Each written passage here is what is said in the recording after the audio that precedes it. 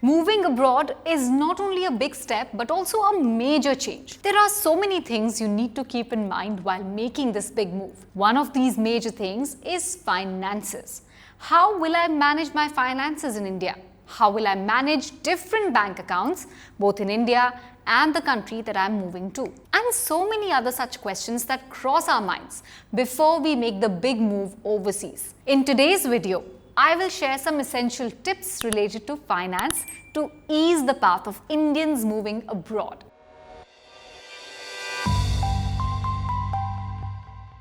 First is, you have to understand that you will no longer be a resident of India. In fact, you will become an NRI or a non-resident Indian. Once you've stayed outside of India for more than 82 days in a year, you will be classified as an NRI. Now, this status affects your banking, taxes, and investments. Make sure to inform your bank about this change as soon as possible to prevent any legal or financial trouble. Number 2 is managing your finances as an NRI. You should first convert your resident banking account into a non-resident ordinary or NRO account. You can also open an NRE account, which is a non-resident external account. Funds in an NRE account, including the interest earned, are tax-free here in India and can be transferred abroad without any restrictions. On the other hand, an NRO account is used for handling Indian rupees, and it is important for managing income that you earn in India, whether it's your rent, interest, dividends, etc. It can also be for local expenses. Some Indian banks allow you to open an international bank account through their overseas branches while you're still here in India.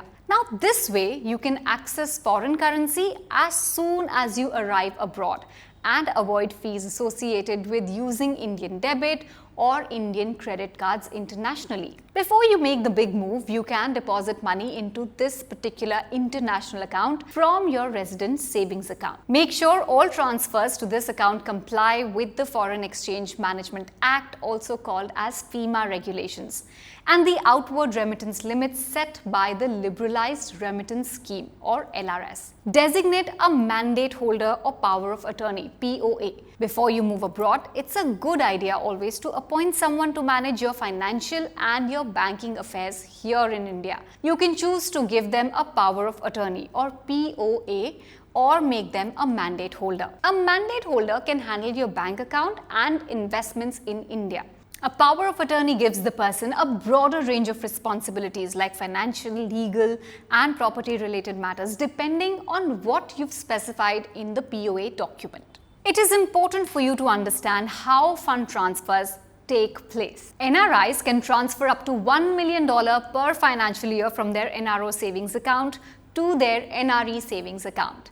Now, to do this, you will need to provide a signed request or check, a FEMA declaration, and proof of where the funds came from. You also need to get Form 15CB from a chartered accountant and generate Form 15CA through the income tax portal. Now, these forms, why are they there? They help ensure the transfer is done properly and meet all regulations. Remember, you can't directly transfer money from a savings bank account in India to an NRE account. For example, if you receive any gifts, rental income, or dividends here in India, they should go to your NRO account. An NRO account allows for easy transfer of funds to other local accounts. If you have investments in India like mutual funds or even stocks for that matter, you will need to update your KYC details to reflect your NRI status. You'll need to change your status from resident to NRI and provide proof of your new status and foreign address. You have to inform your bank, your asset management company,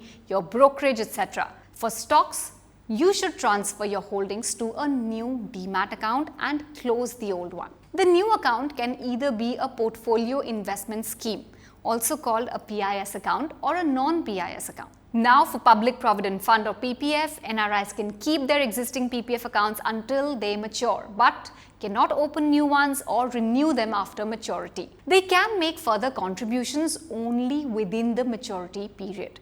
For Employees Provident Fund, you can either withdraw all your funds before moving abroad, or you can leave the money in that account. However, if you're no longer employed with an Indian employer covered by the EPF Act, the interest on your EPF funds will become taxable. For National Pension System or NPS, You can continue your contribution to NPS as long as you remain an Indian citizen.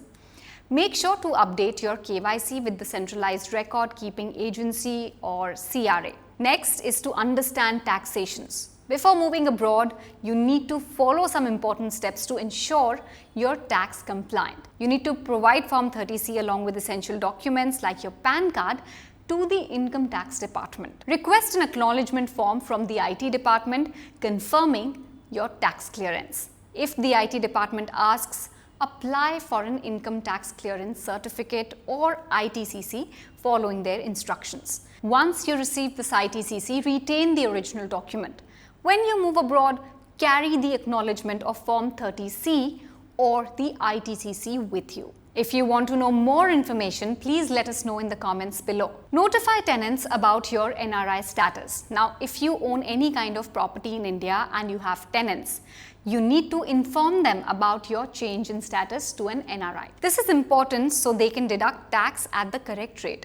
If your tenants are not aware of your NRI status and they still continue to deduct tax at the resident rate of 10%, you could end up with additional tax liabilities. Now you can start new investments. Once your KYC status is updated, you can begin making new investments with your foreign earnings. Mutual funds, in fact, are a popular option for NRIs because they don't require demat account, unlike stocks. However, only a few fund houses are available which accept investments from NRIs in the US and Canada, so check that before applying. What if you have to choose between PIS and non-PIS accounts? Well, a PIS or Portfolio Investment Scheme account is easier to open with a lower minimum investment, and it can be connected to either an NRE or an NRO account. PIS accounts allow you to move both your investment and any profits back to your foreign account, but they come with strict rules and reporting requirements. On the other hand, a non-PIS account offers more flexibility for investing in things like stocks, bonds, etc.,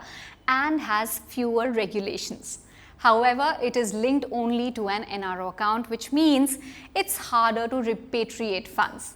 Therefore, linking a PIS account to an NRE account makes it easier to transfer your money and your profits back to your foreign account. Non-PIS accounts might require more paperwork and could have higher fees. If you want to know more about this, we have done a full video. The link is given in the description. Please check it out. Before I wrap it up, let me quickly take you through the tips once again, which will help you with your finances before you move abroad. First, you have to understand that you will no longer be a resident of India and you will become an NRI. Now, this status affects your banking, your taxes, and your investments as well. To manage your finances as an NRI, you should first convert your resident bank account into a non-resident ordinary or NRO account. You can also open a non-resident external or NRE account. Open an overseas bank account. Designate a mandate holder or a power of attorney. Understand how fund transfers take place.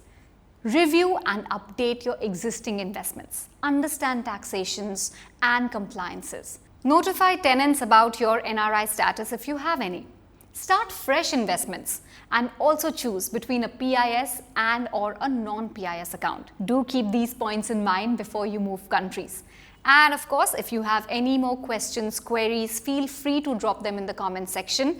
And before you go, please remember that this video is for educational purposes only. Any information mentioned in this video is not an endorsement or any kind of an investment advice. If you found this video useful and helpful, do not forget to hit like and subscribe to Groww NRI. Thanks a lot for watching.